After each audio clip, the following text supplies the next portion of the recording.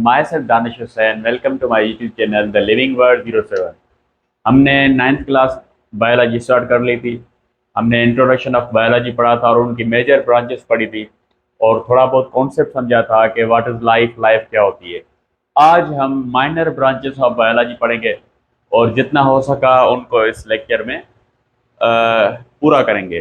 तो minor branches of biology में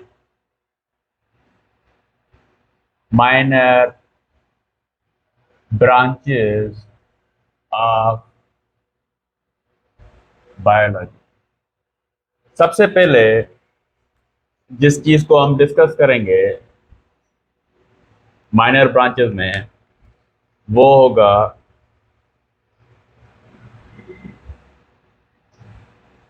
morphology. अब सर मॉर्फोलॉजी क्या है? मॉर्फ का मतलब है स्ट्रक्चर और शेप। ठीक है बाबा, मॉर्फ का मतलब है, ये जो मॉर्फ है इसका मतलब है स्ट्रक्चर और शेप। जब हम किसी भी जानदार या ऑर्गन या किसी भी चीज के स्ट्रक्चर के या शेप के बारे में पढ़ेंगे, उस स्टडी को हम बोलेंगे मॉर्फोलॉजी। तो स्टडी अबाउट द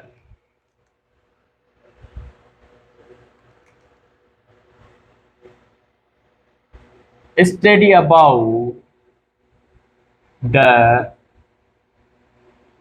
स्ट्रक्चर और शेप ऑफ द बॉडी और ऑर्गन ऑफ लिविंग ऑर्गेनिज्म। किसी भी जानदार की बॉडी के या ऑर्गन के किसी भी शेप के बारे में हम पढ़ाई करें, स्टडी करें, उसे हम मॉर्फोलॉजी बोलेंगे। याद रहे, मॉर्फोलॉजी को दो टाइप्स में डिस्ट्रीब्यूट किया गया है। एक है एक्सटर्नल एक्सटर्नल मॉर्फोलॉजी और दूसरा है इंटरनल मॉर्फोलॉजी। ये आप अल्फाज में तो समझ गए होंगे कि एक्सटर्नल मॉर्फोलॉजी और इंटरनल मॉर्फोलॉजी में क्या फर्क है। एक्सटर्नल मॉर्फोलॉजी में जो भी एक्सटर्नल स्ट्रक्चर होते हैं, शेप होते हैं बाहर वजाहत में, जैसे मेरी बॉडी है, अगर उसका बाहर का जो भी स्ट्रक्चर या शेप है उसे हम एक्सटर्नल मॉर्फोलॉजी बोलेंगे। जैसे शेप ऑफ किडनी हो गया, ठीक है, उस शेप ऑफ किडनी जो सारा बाहर से में नजर आता है, ठीक है, वो उसका एक्सटर्नल मॉर्फोलॉजी कहेगा। लेकिन अगर हम अंदर किडनी में पढ़ेंगे नेफ्रॉन्स का स्ट्रक्चर वगैरह, तो वो उसका इंटरनल मॉर्फोलॉजी हो गया। ठीक है बाबा, तो यहां पे लिखेंगे एक्सटर्नल स्टडी ऑफ शेप और स्ट्रक्चर। बाहर का जो भी शेप वगैरह है उसकी स्टडी को हम एक्सटर्नल मॉर्फोलॉजी बोलेंगे। इंटरनल स्ट्रक्चर की अगर स्टडी करें हम, internal study of any shape और ऑर्गन्स ऑफ बॉडी। याद रहे बाबा, इंटरनल मॉर्फोलॉजी को ही हम एनाटॉमी बोलते हैं। इंटरनल मॉर्फोलॉजी को ही हम एनाटॉमी बोलते हैं। ये बात आप क्लियर रहे। जैसे मैंने यहाँ पे मैं किडनी का सिर्फ शेप पढ़ूंगा, ये आपने देखा होगा, शेप ऑफ किडनी, ठीक है। ये जो है इसका हमें शेप नजर आ रहा है बाहर का कि किडनी ऐसे दिखती है, ठीक है, तो इसको हम काउंट करेंगे एक्सटर्नल मॉर्फोलॉजी ऑफ किडनी। लेकिन अगर मैं नेफ्रॉन की बात करूं तो समथिंग लाइक दैट आपको नेफ्रॉन मिलेगा। तो ये है इंटरनल मॉर्फोलॉजी ऑफ किडनी, जिसमें हम नेफ्रॉन के बारे में पढ़ेंगे। तो ये दोनों कॉन्सेप्ट आपके क्लियर हो गए। ठीक है बाबा, उसके बाद हम स्टडी करेंगे जो दूसरी ब्रांच है बायोलॉजी की। आपकी एनाटॉमी और मॉर्फोलॉजी क्लियर हो गई। दूसरी जो बायोलॉजी की ब्रांच है, माइनर ब्रांच, उसमें हम पढ़ेंगे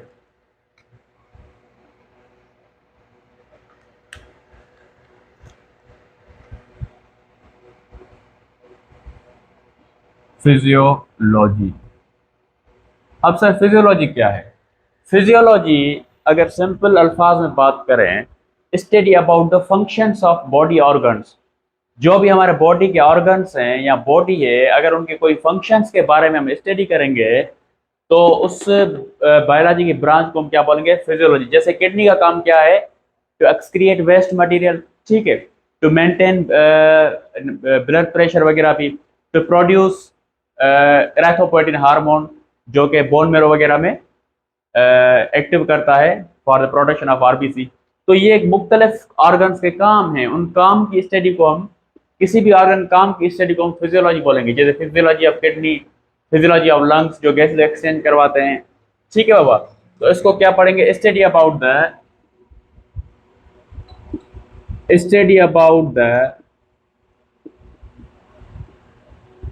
functions of different organs of body। अगर हम किसी भी बॉडी ऑर्गन के फंक्शन के बारे में पढ़ेंगे तो उसे हम फिजियोलॉजी बोलेंगे, ठीक है बाबा। तीसरी ब्रांच पे आए, सीक्वेंस से नहीं आऊंगा मैं, आपके बुक्स में सीक्वेंस लिखी होगी तो आप समझ जाइएगा कि मैं थोड़ा आगे पीछे कर रहा हूं। जिनमें आपको कंफ्यूजन होगी मैं उनको सबसे पहले राइट डाउन करूंगा, ठीक है बाबा। पैलेंटोलॉजी क्या है? What is palaeontology?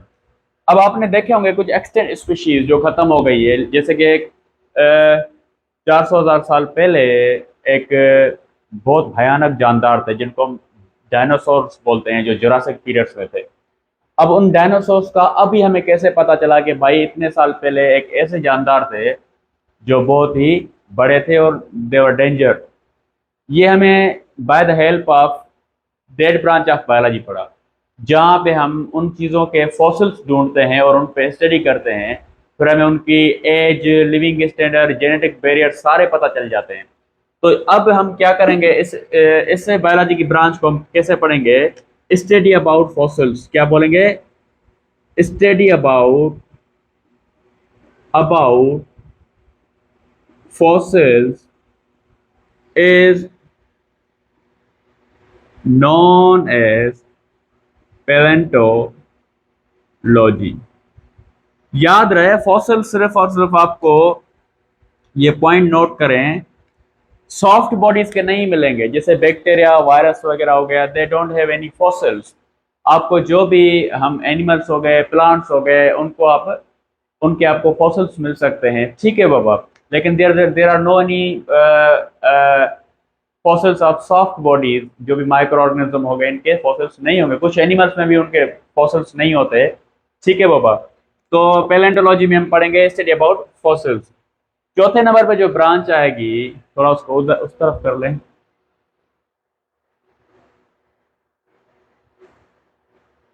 चौथे नंबर पे जो ब्रांच आएगी, नंबर 4, वो आएगी जेनेटिक्स। अब इसको आप अल्फाज में से समझ गए होंगे कि ये ब्रांच जो है किस चीज के बारे में बताएगी। तो इसमें हम पढ़ेंगे स्टडी अबाउट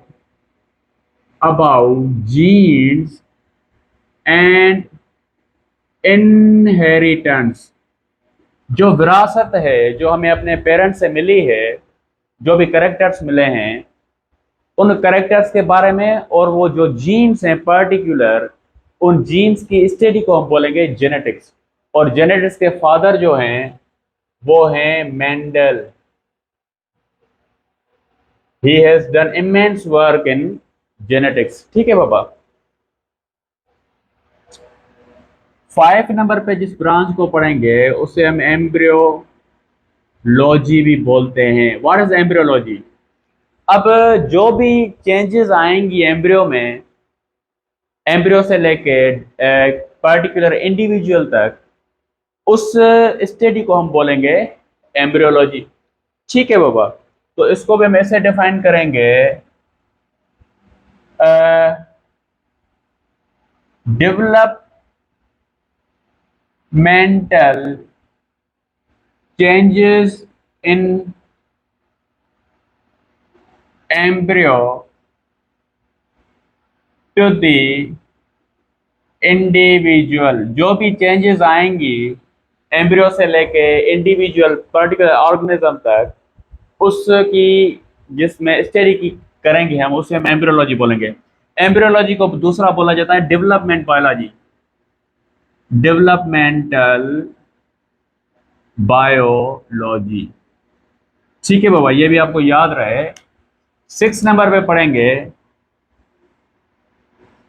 6 नंबर पे हम पढ़ेंगे इकोलॉजी, इकोलॉजी। अब सर ये इकोलॉजी क्या है? अब देखिए, हर जानदार का अपना एनवायरनमेंट होता है, जहाँ पे उसका उस एनवायरनमेंट से इंटरेक्शन होता है। जैसे ये हमारा एनवायरनमेंट है, हम जो चाहें इस एनवायरनमेंट में कर सकते हैं। लेकिन फिशेस का एनवायरनमेंट अलग है, जैसे हम पानी वगैरह में रहते हैं, कुछ होती है मरीन, कुछ होती है फ्रेश वाटर फिशेस। तो हर जानदार का एनवायरनमेंट अलग है। अब हम ये देखेंगे इस इकोलॉजी में कि जो इनका इंटरेक्शन है अपने एनवायरनमेंट के साथ, उस इंटरेक्शन को मद्देनजर रख के हम अगर उसमें कोई स्टडी करेंगे तो उसको हम रखेंगे इकोलॉजी में या एनवायरमेंटल बायोलॉजी में। ठीक है बाबा। Study about the interaction of living organism with its environment, उनका environment के साथ कैसा ताल्लुक है। अगर इस चीज को हम पढ़ेंगे तो कौन से बायोलॉजी में पढ़ेंगे, ब्रांच में पढ़ेंगे, इकोलॉजी या इन्वायरमेंटल बायोलॉजी। 7 नंबर पे पढ़ेंगे हम मॉलिक्यूलर बायोलॉजी। अब ये मॉलिक्यूलर बायोलॉजी क्या है बाबा? मॉलिक्यूलर बायोलॉजी में study about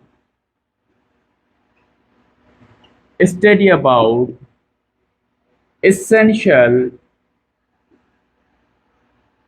molecules present in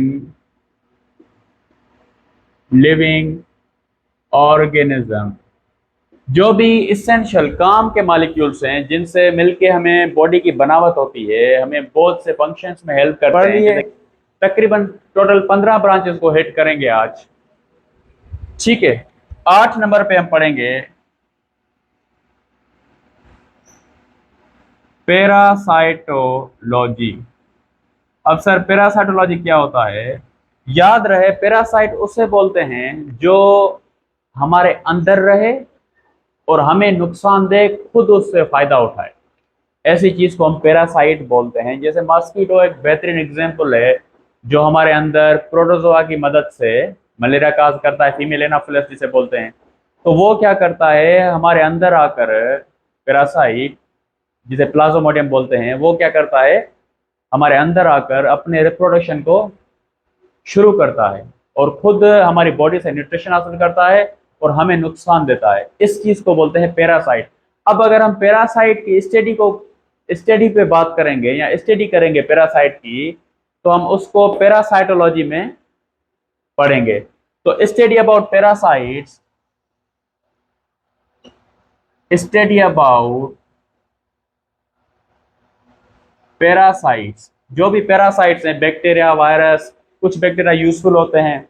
ठीक है बाबा, जो भी पैरासाइट है, जो भी हमारी चीज को, बॉडी को नुकसान पहुंचाए और खुद फायदा लें, ऐसी चीज को हम पैरासाइट बोलते हैं। तो जो भी ऐसी चीज होगी उनकी स्टडी को हम पैरासाइटोलॉजी में रखेंगे। ठीक है बाबा।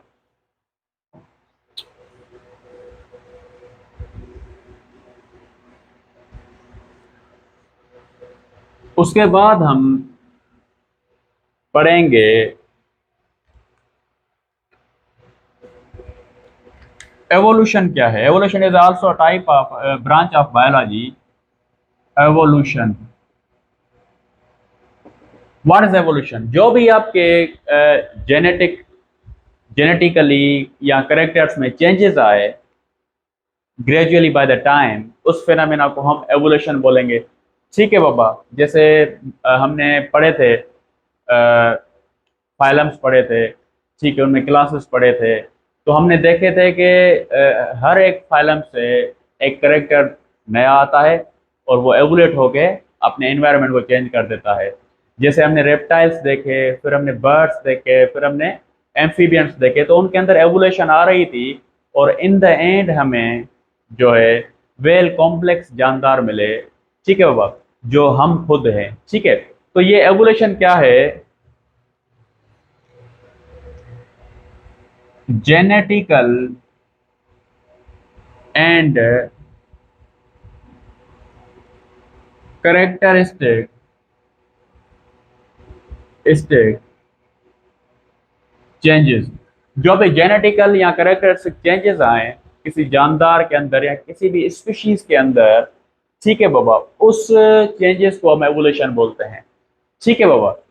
तो ये नाइन्थ नाइन्थ है कि 10 नंबर पे हम कौन सी मिस कर रहे हैं, जिसको हम पढ़ेंगे? इकोलॉजी, इन्वायरमेंटल बायोलॉजी भी हो गई, ठीक है, एम्ब्रियोलॉजी, जेनेटिक्स भी हो गई। 10 नंबर पे हम पढ़ेंगे जो इसकी बायोलॉजी की ब्रांच में इंक्लूड किया जाता है, वो है बायोटेक्नोलॉजी। बायोटेक्नोलॉजी, बायोटेक्नोलॉजी क्या है? ये बड़ा रोल प्ले करती है बाबा। Biotechnology plays an important role in science. अब सो जो भी चीज़ें आपको नई नज़र आ रही हैं, याद रहे, एक बेहतरीन एग्जांपल दूं, इंसुलिन हमारे बॉडी का हार्मोन है। ये क्या करता है? हमारी ब्लड शुगर को मेंटेन करता है। ठीक है बाबा। तो अब आपको इंसुलिन की इंजेक्शन हर जगह पे मिलेगी, जिस भी स्टोर पे जाओगे आपको इंजेक्शन मिलेगी। तो सर ये हमारे बॉडी का हार्मोन है, तो अब ये हर जगह पे कैसे मिल रही है? By the help of biotechnology. ये एक ऐसी टेक्नोलॉजी है बायोलॉजी की, जिसमें हम किसी भी जीन्स को मैन्युफैक्चर कर सकते हैं या मैनिपुलेट कर सकते हैं by the help of laboratory. Laboratory में हम उन पे काम करेंगे और वो ऐसी एग्जैक्ट चीज जो है हम बना सकते हैं by the help of biotechnology. तो हम इसमें इसमें क्या लिखेंगे?